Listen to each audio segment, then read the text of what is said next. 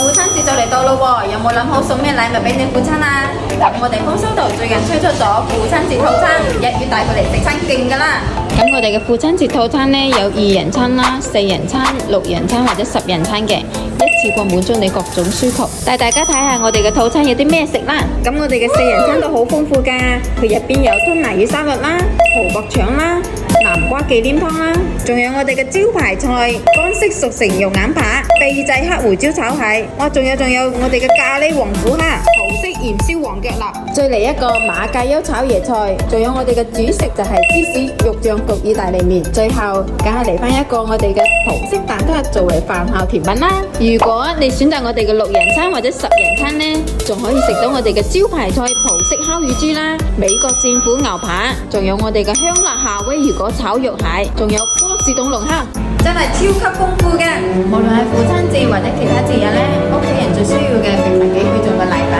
而係可以一家人齊齊整整食個飯傾下偈，感到滿足